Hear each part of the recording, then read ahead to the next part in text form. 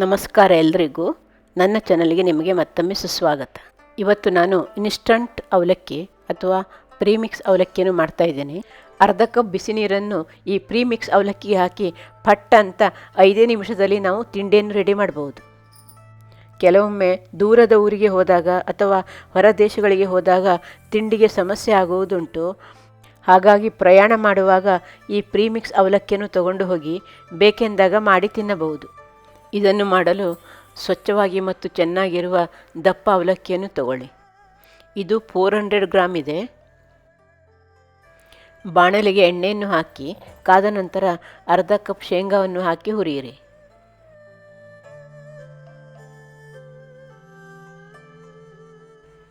ಇದಕ್ಕೆ ಕರಿಬೇವಿನ ಎಲೆಗಳನ್ನು ಸೇರಿಸಿ ಮತ್ತೆ ಸ್ವಲ್ಪ ಇಂಗನ್ನು ಹಾಕಿ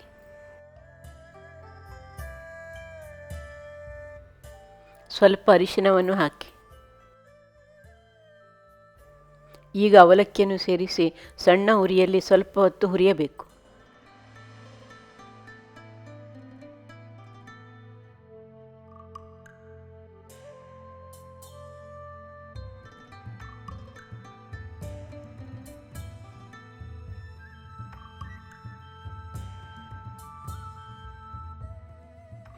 ಅವಲಕ್ಕಿ ಬಿಸಿಯಾದ ನಂತರ 1 ಚಮಚ ಕೆಂಪು ಮೆಣಸಿನ ಪುಡಿ, ಅರ್ಧ ಚಮಚ ಜೀರಿಗೆ ಪುಡಿ, ಅರ್ಧ ಚಮಚ ಕೊತ್ತಂಬರಿ ಬೀಜದ ಪುಡಿ ಮತ್ತು ಅರ್ಧ ಚಮಚ ಹುಣಸೆ ಹಣ್ಣಿನ ಪುಡಿಯನ್ನು ಹಾಕಿ ಸರಿಯಾಗಿ ನೋಡಿಕೊಳ್ಳಿ.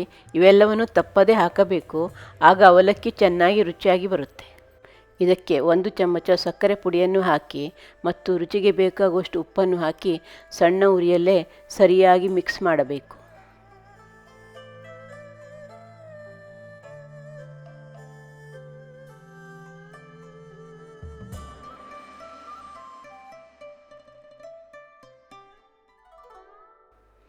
ಈಗ ಅವಲಕ್ಕಿ ಚೆನ್ನಾಗಿ ಮಿಕ್ಸ್ ಆಗಿ ಗರಿಗರಿಯಾಗಿದೆ.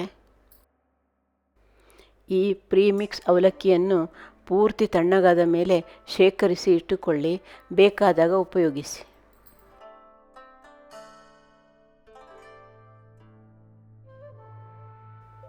ಈಗ ಪ್ರೀಮಿಕ್ಸ್ನಿಂದ ಅವಲಕ್ಕಿ ಮಾಡಲು 1 ಕಪ್ ಪ್ರೀಮಿಕ್ಸ್ ಅವಲಕ್ಕಿಗೆ ಅರ್ಧ ಕಪ್ ಬಿಸಿ ನೀರನ್ನು ಹಾಕಿ 10 ನಿಮಿಷಗಳ ಕಾಲ ಮುಚ್ಚಿಡಿ.